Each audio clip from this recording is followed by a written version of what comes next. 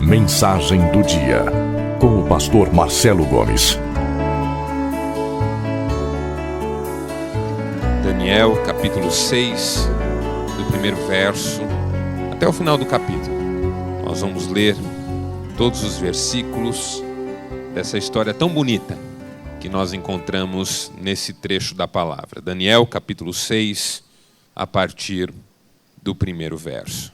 Dario achou por bem nomear 120 sátrapas para governarem todo o reino e colocou 3 supervisores sobre eles, um dos quais era Daniel. Os sátrapas tinham que prestar contas a eles para que o rei não sofresse nenhuma perda.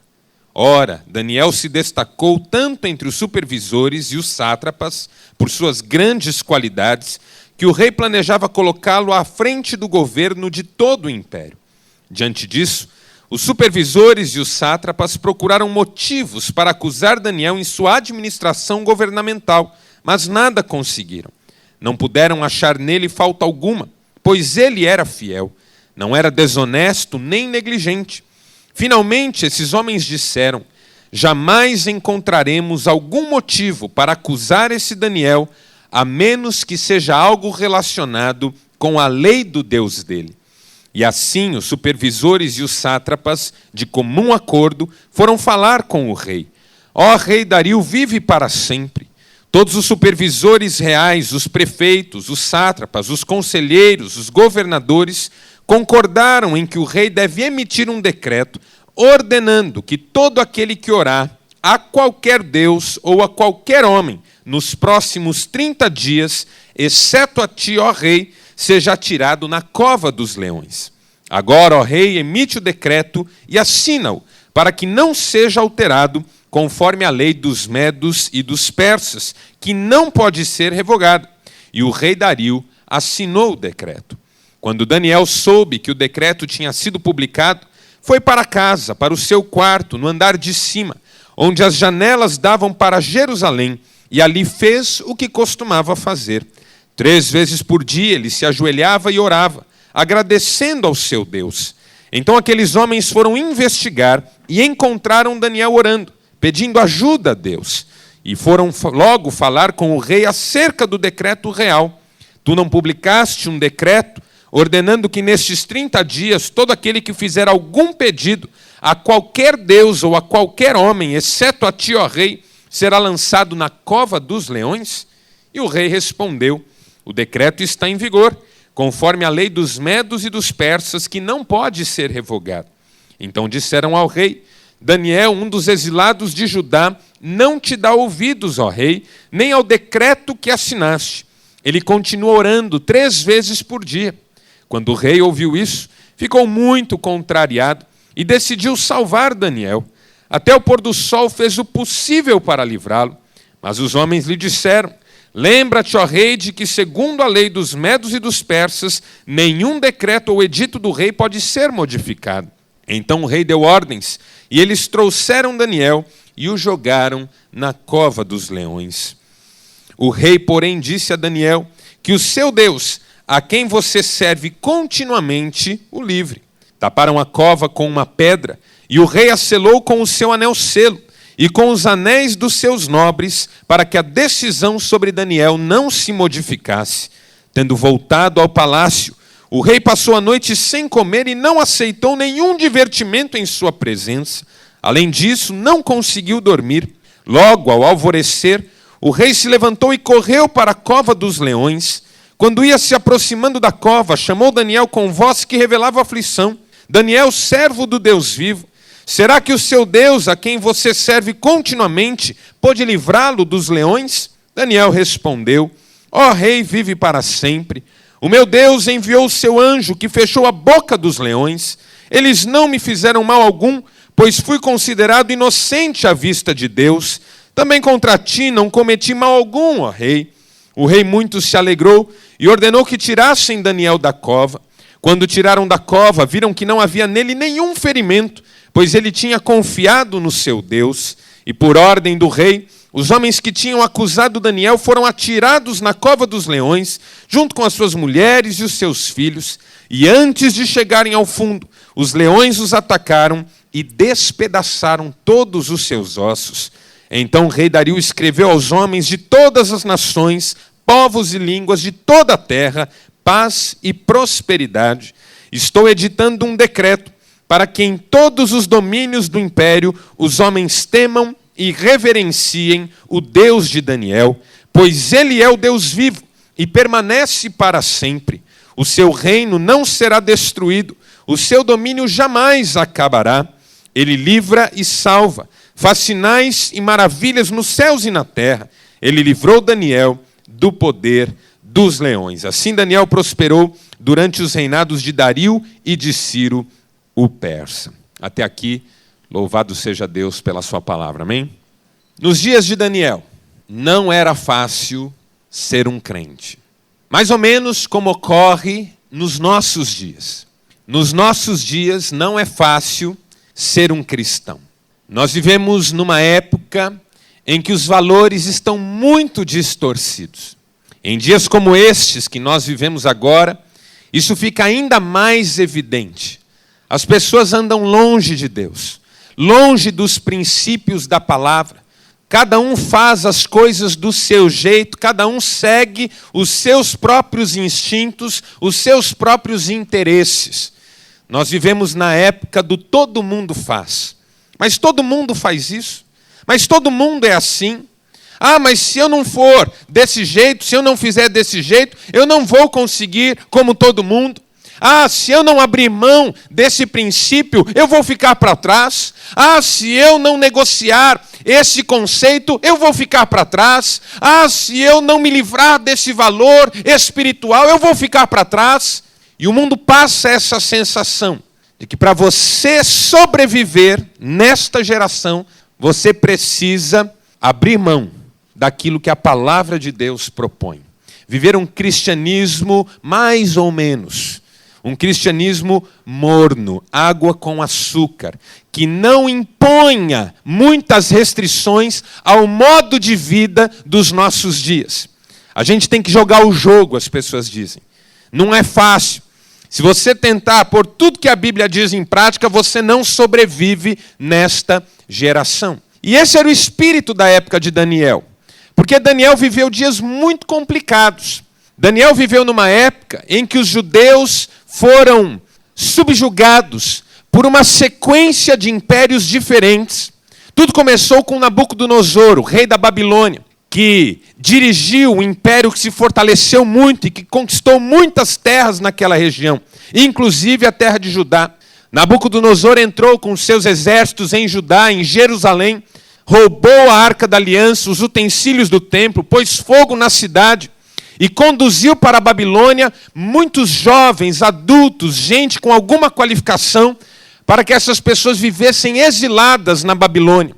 E esse exílio, entre o exílio na Babilônia e algum exílio no império subsequente, durou mais de 70 anos. 70 anos o povo ficou fora da sua terra. Quando o Império Babilônico enfraqueceu, surgiu um novo império que era formado por uma combinação entre dois povos, os medos e os persas. Os medos, que representaram-se por Dario, que era o rei, o imperador nesse período da história que nós lemos, e depois Ciro, que veio na sequência, e que até deu liberdade para os judeus voltarem para casa e reconstruírem a sua cidade, reconstruírem Jerusalém e reconstruírem o templo. Mas foi um período muito complicado, porque principalmente depois do Império Medo-Persa, surgiu o Império Grego. E o Império Grego foi muito pesado para os judeus. Por quê? Porque diferente dos impérios anteriores, que estavam interessados em impostos e mão de obra, os gregos realmente estavam interessados em implantar nas terras conquistadas a sua cultura. Forçar os povos colonizados a abraçarem a cultura grega. A esse tipo de postura nós chamamos helenismo, que é o estilo de vida grego, a filosofia grega, que foi tão disseminada no mundo que os gregos conquistaram. E isso para os judeus era muito complicado, porque, afinal de contas, a sua cultura não era apenas histórica, era, sobretudo, uma cultura de fé. traçada na presença de Deus, moldada de acordo com os valores do reino de Deus. E os judeus tiveram muitos problemas com os gregos, principalmente depois da morte de Alexandre. Alexandre morreu muito novo, como você sabe. E depois que ele morreu, 4 generais continuaram a sua saga, continuaram levando os domínios do seu império. Na região de Judá, o imperador Seleucida começou a implantar a causa de Alexandre em relação aos judeus e fez com que os judeus passassem por grande sofrimento. Principalmente um imperador de nome Antíoco IV Epifanes, que foi um pesadelo para os judeus. Impôs sobre eles a cultura helênica, ridicularizou a sua fé, entrou em Jerusalém, sacrificou porcos e animais imundos para os judeus no altar, matou judeus aos milhares, a ponto de os historiadores reconhecerem em Antíoco IV aquele chifre pequeno de quem Daniel fala, que seria praticamente uma espécie de anticristo, como nós entendemos a figura do anticristo a partir do Novo Testamento. Uma pessoa terrível. E o tempo todo, os judeus, nessa sucessão de impérios, eram chamados à resistência. Porque o mundo, em constante mudança, chamava o povo de Deus a resistir. As culturas mudavam, os impérios mudavam, a ordem do mundo mudava, mas o desafio para o povo de Deus continuava o mesmo: resistir. Resistir. Não permitir que a fé ficasse para trás. Não permitir que a mudança no mundo significasse um abandono dos princípios, do valor. Resistência era a palavra-chave. E resistência é o tema principal do livro de Daniel. Daniel era um resistente. Daniel foi levado cativo com seus amigos no exílio da Babilônia. O rei mudou seus nomes. O rei mudou sua dieta. O rei mudou o estilo de vida daquelas pessoas. Mas Daniel e os seus amigos se mantiveram firmes. Resistiram. Continuaram crentes no seu Deus. Era difícil, mas eles continuaram crentes. Durante todo o império babilônico, Daniel resistiu e foi muito perseguido. Teve muitos problemas. Quando o império babilônico sucumbiu e o império medo-persa surgiu, Daniel continuou em terra estranha.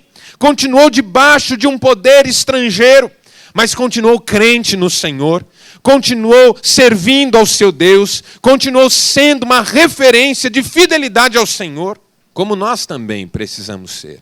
Nós precisamos que se levante uma geração de gente de Deus, que não tenha medo de sustentar a sua fé na hora difícil, de sustentar a sua fé diante das mudanças, das circunstâncias adversas, daquilo que nos coloca às vezes contra a parede. Nós precisamos de crentes como Daniel, que por mais que as circunstâncias se alterem, continuam crendo em Deus e dando testemunho de uma comunhão com Ele, que vai além de todas as dificuldades. Resistência é a palavra-chave. Nós precisamos resistir. As pessoas vão dizer para nós que não dá, que não é fácil, que nós não vamos conseguir. Não tem como você ser um empresário bem-sucedido se você não jogar o jogo, é o que as pessoas vão dizer. Não tem como você ser benquisto e ter trânsito bom nessa sociedade se você não fingir que não vê algumas coisas. Não tem como você ter um casamento que dure se você não tiver uma válvula de escape, se você não tiver onde satisfazer os seus desejos mais íntimos. Não tem como você criar um filho se você não deixar ele fazer o que ele quer, se você não abrir mão dos seus valores antigos. Não tem como! O mundo mudou! Você não pode ser tão radical! E aí? Qual vai ser a nossa postura? Como é que nós vamos nos comportar? Vamos fazer o que todos fazem? Ou vamos ser como Daniel, resistir firmes no Senhor, certos de que teremos uma recompensa preparada pelo Senhor a todos quantos perseverarem até o fim. Eu quero ser como Daniel. Eu quero ter um testemunho como de Daniel, resistir. E a resistência de Daniel se apoiou em 3 bases que eu preciso compartilhar com você nesse fim de tarde. A resistência precisa de suporte. A gente não resiste sem tomar algumas outras iniciativas que vão nos ajudar muito nessa tarefa.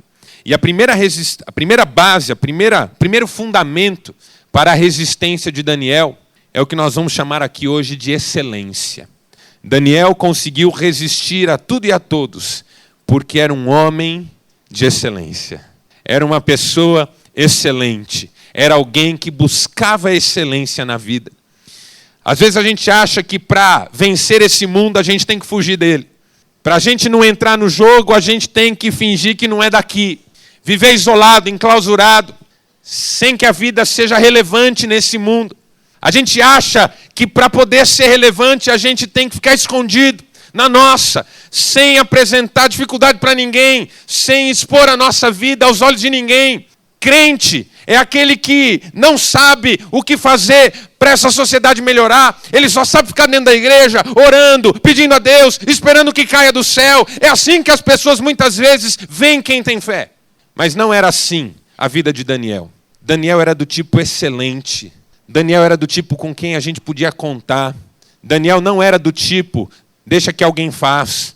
Daniel não era do tipo que fugia das responsabilidades. Daniel não era do tipo que fazia as coisas de qualquer jeito. Daniel era excelente, tanto que quando o imperador Dario decidiu subdividir todo o seu território em províncias, estabeleceu os sátrapas, que eram governadores de província, 120 deles, e escolheu 3 superintendentes para cuidar desses 120, Daniel estava entre eles. Uma pessoa extremamente qualificada, uma pessoa extremamente confiável. O rei não queria ter problema. O rei não queria ter prejuízo. Queria apenas desfrutar dos seus domínios. Escolheu 3 homens para governarem por ele toda a terra do império. Dentre esses homens estava Daniel.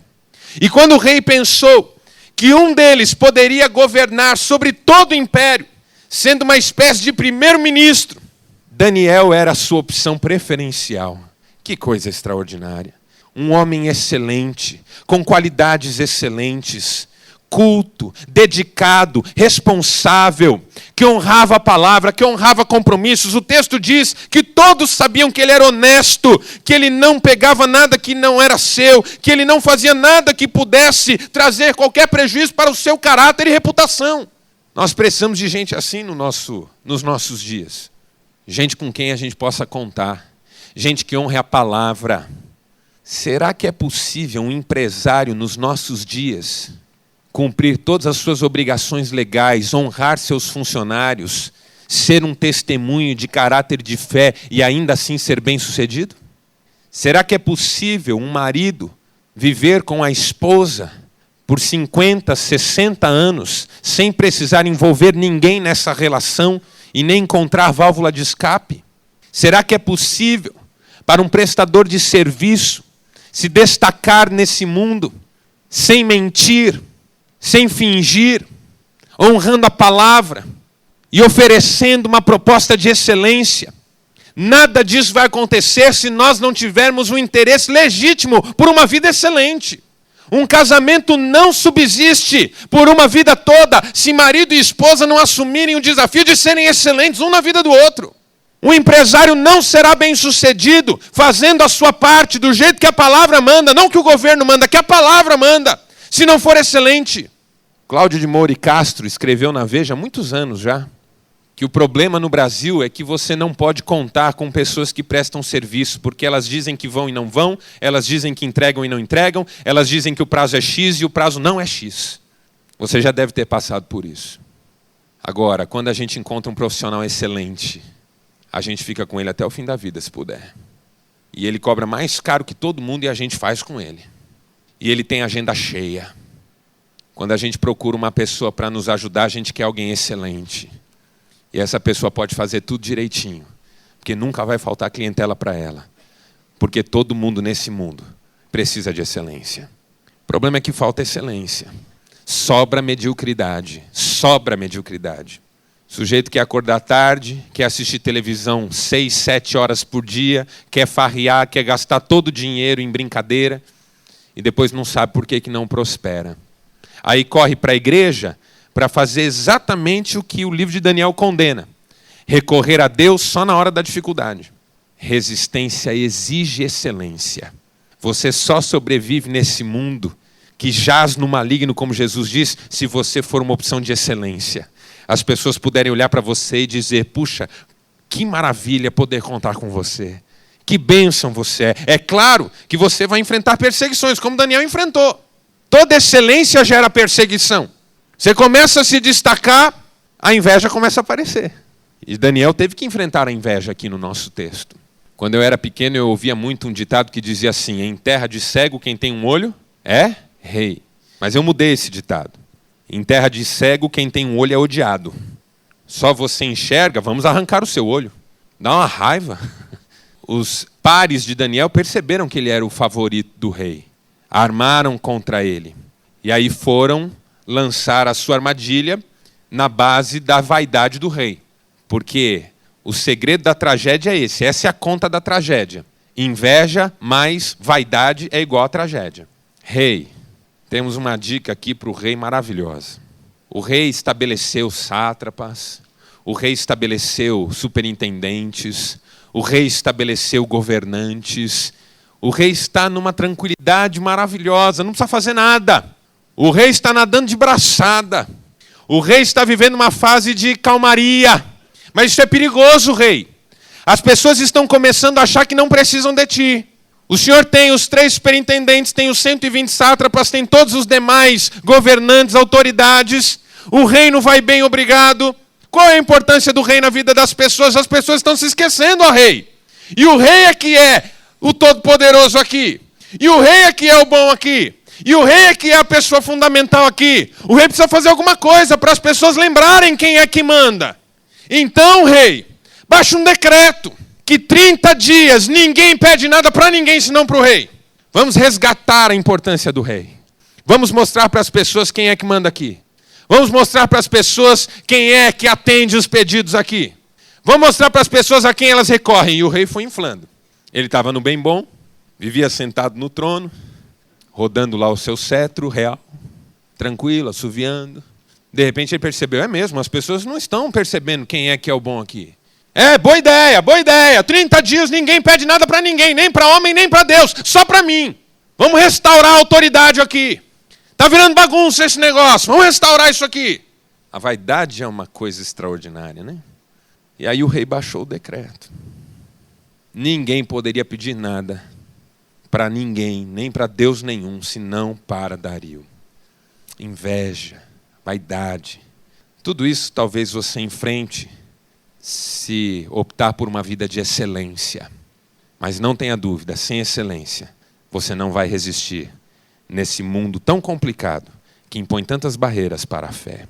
Segunda base sobre a qual Daniel construiu a sua resistência foi a base da comunhão e da fidelidade.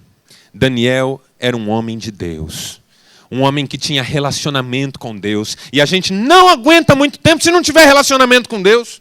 Veja, quando aqueles homens decidiram armar contra Daniel, eles disseram uns para os outros, nós não vamos achar ocasião contra ele se não a buscarmos na lei do seu Deus. Preste atenção. Aqueles homens sabiam, eles tinham certeza que não conseguiriam colocar Daniel numa armadilha se não construíssem essa armadilha em alguma coisa relacionada à lei de Deus.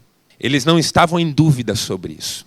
Eles olhavam para Daniel e diziam, se nós fizermos com que ele tenha que escolher entre o seu próprio bem-estar, entre a sua carreira, entre a sua comodidade, entre a sua integridade física e a lei do seu Deus, ele vai escolher pela lei do seu Deus.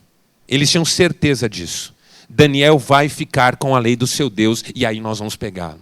Será que as pessoas diriam isso a nosso respeito? Será que é isso que vem quando olham para nós? Se essa pessoa tiver que escolher entre ela mesma e o seu Deus, ela vai escolher o seu Deus. Há muitos anos eu conheci um sujeito que contava isso como um testemunho, mas era um testemunho às avessas. Porque ele dizia que certa vez foi chamado para trabalhar numa empresa e na entrevista, o cargo era muito bom, o patrão perguntou se ele tinha alguma religião. E ele disse que tinha, que ele era evangélico. O patrão perguntou, mas você leva essa coisa de evangélico muito a sério? Ele disse, na medida do possível eu levo. Mas e se eu precisar que você faça alguma vista grossa? E se eu precisar que você minta? E se eu precisar que você negocie alguns valores? Você está disposto a isso? Você está disposto pelo emprego a abrir mão daquilo que você acredita? Você vai vestir a camisa da empresa, vai ficar do meu lado? O sujeito ficou contrariado, constrangido, mas finalmente disse, não, se for preciso, eu não sou radical. Aí aquele homem disse, então pode se levantar, embora eu não preciso de você. Porque se você não é fiel ao seu Deus, não será fiel à minha empresa. E aquilo foi como um golpe na autoestima, na fé. Aquele homem demorou um tempo para se refazer e voltar para Deus. Porque ele foi colocado numa situação de ser exigido e naufragou. Você entende do que eu estou falando? Aqueles homens não tinham dúvida que Daniel escolheria pelo seu Deus. Eles não tinham dúvida. Para eles era ponto pacífico. Se nós encontrarmos ocasião na lei de Deus, Daniel será pego por nós. E aí então eles vêm com a ideia de ninguém poder fazer oração nenhuma. O rei assina o decreto. E o texto faz questão de dizer que é um decreto segundo os medos e os persas. Eu já vou explicar o que isso significa. Ninguém pode fazer qualquer oração. Quando Daniel fica sabendo do decreto, o que ele faz? Vai para o seu quarto, abre a sua janela, que dava para os lados de Jerusalém. E como todos os dias ele ora, porque ele fazia isso 3 vezes por dia. Não está fazendo nada de novo. Não está começando nada do zero.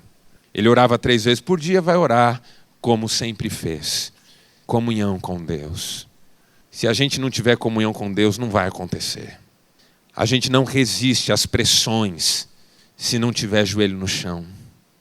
A hora que formos colocados contra a parede, vamos entregar o ouro. É só uma vida de comunhão com Deus que dá força. É a intimidade com Deus que dá essa convicção. Senão a gente tem uma série de outras coisas pelas quais lutar mais. Se a gente não ora todo dia, não busca Deus todo dia, não tem comunhão com Deus todo dia, alguma coisa na nossa vida deve estar em primeiro lugar e por ela a gente nega a nossa fé. Daniel tinha comunhão com Deus e por isso resistiu. E por último, 3º lugar. 1º, excelência. 2º, comunhão. E 3º, dependência de Deus. Daniel confiava no Senhor. Daniel sabia que o seu Deus estava no controle de todas as coisas. Quando eu disse que eu ia explicar a questão da lei dos medos e dos persas, é o seguinte.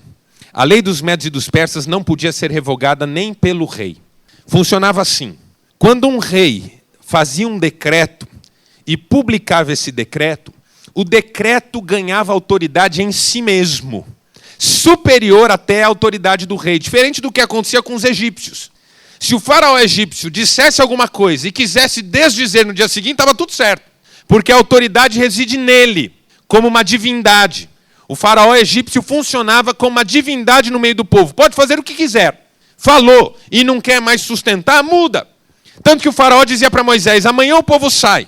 E no dia seguinte dizia, sai coisa nenhuma. Amanhã eu vou deixar o povo celebrar Deus. E no dia seguinte, agora não pode mais. O faraó dizia e desdizia. Por quê? Porque a autoridade estava no faraó.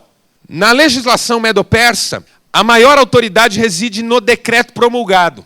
Uma vez que o rei tenha dito e editado, nem ele pode voltar atrás naquilo.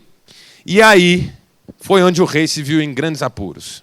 Porque ele editou o decreto e no mesmo dia os homens vêm dizer para ele que o maior culpado de infringir o decreto é Daniel, o homem da mais profunda confiança do rei.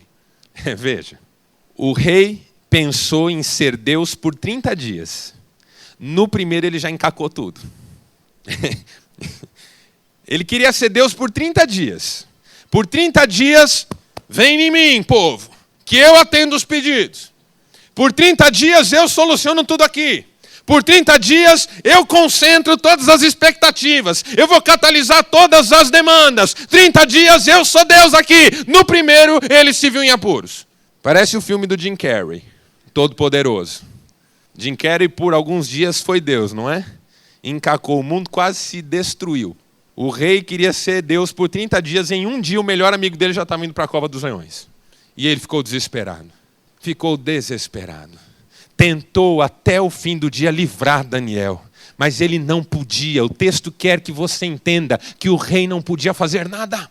Tanto ele não podia fazer nada, que quando Daniel foi preso, ele mesmo disse para Daniel: Daniel, quem sabe o Deus a quem você serve te livre dessa.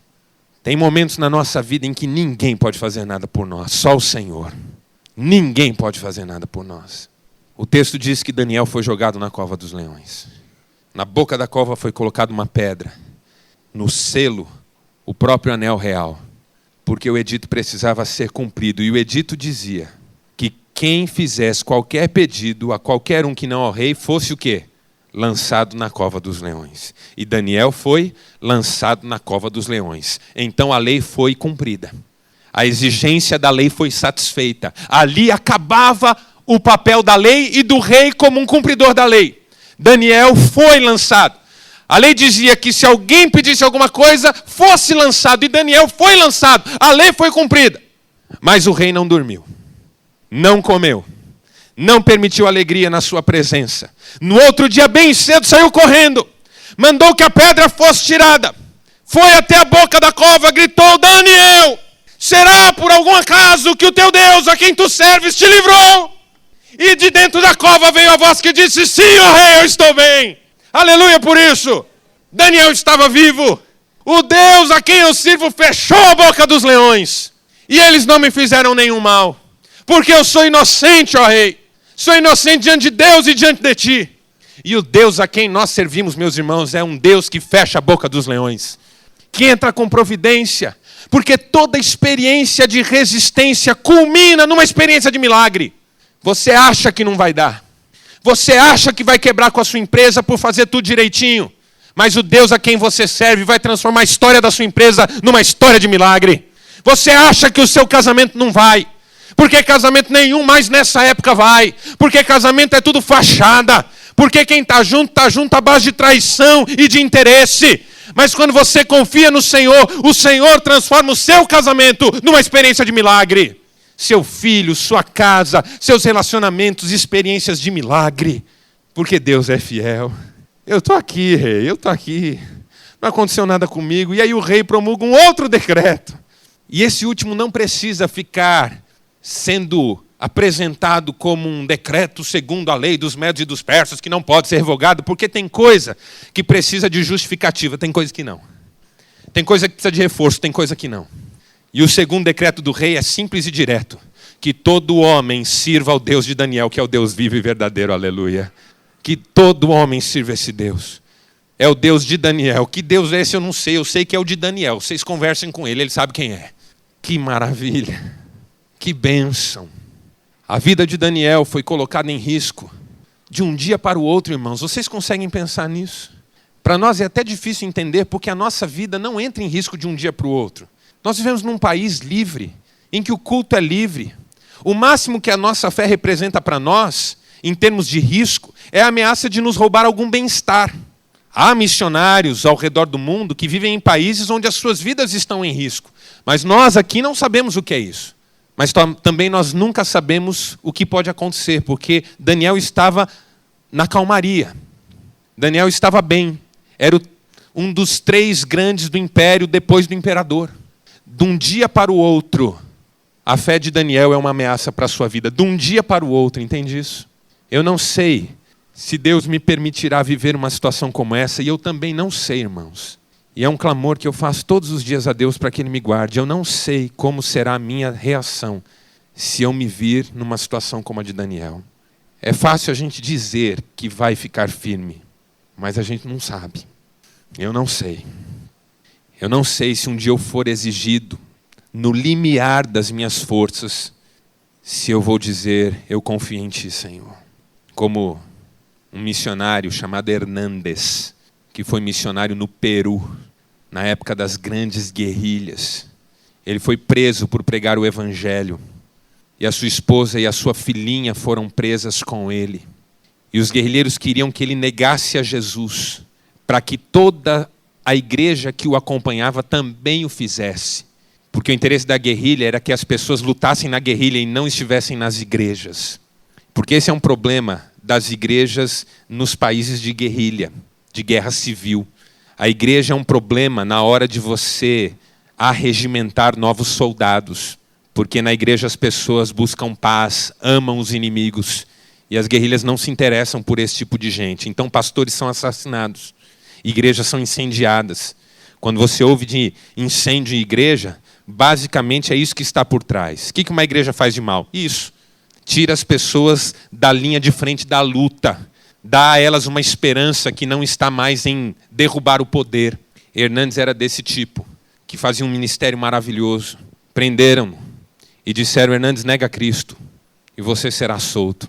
Quando ele ouviu essa palavra, ele cantou uma música que todos nós já ouvimos. Estou seguindo a Jesus Cristo, desse caminho eu não desisto.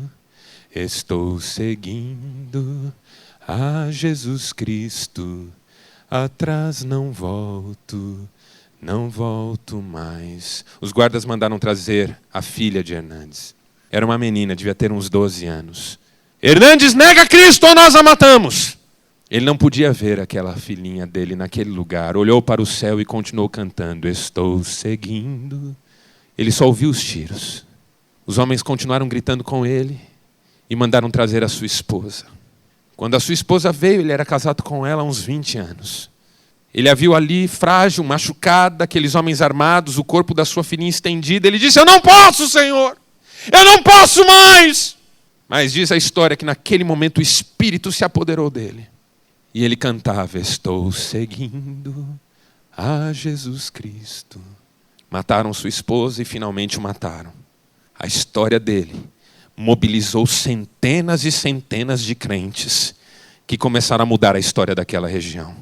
E Deus fez uma obra através da vida daquele homem, que cantava na hora da morte: atrás não volto mais. Eu peço a Deus que essa seja a minha coragem, a sua, no momento da nossa dor, da nossa dificuldade. E eu tenho 2 esperanças quando eu penso nisso. Primeiro, Jesus já fez isso por mim lá na cruz. Resistiu até o fim. Resistiu, foi excelente, teve comunhão com Deus, confiou em Deus. Morreu, mas o Senhor o ressuscitou ao 3º dia. E ele subiu aos céus. Está sentado à direita de Deus. E recebeu um nome que é sobre todo nome. Para que ao nome de Jesus todo joelho se dobre. E toda língua confesse que Ele é o Senhor. E segundo, o Espírito Santo. A Bíblia diz que o Espírito Santo nos ajuda nas nossas fraquezas. E que a gente não deve se preocupar com a hora decisiva. Porque o Espírito nos dará boca e palavra. A nós só cabe o desejo de resistir. E enquanto desejamos resistir, buscar excelência, buscar comunhão com o Pai, confiar nele plenamente, em nome de Jesus. Feche seus olhos por um minuto, nós vamos orar. Pai, ajuda-nos pelo Teu Espírito Santo. Jesus pagou um preço tão alto pela nossa vida, dá-nos pagar o preço que temos que pagar. Como disse o Teu servo uma vez no passado, a salvação é de graça, mas o discipulado custará a nossa vida. Oh Deus, dá-nos seguir-te com coragem e fé, ânimo, certeza da vitória. O Senhor é bom. Tu sabes que há pessoas aqui vivendo dias muito difíceis, Pai.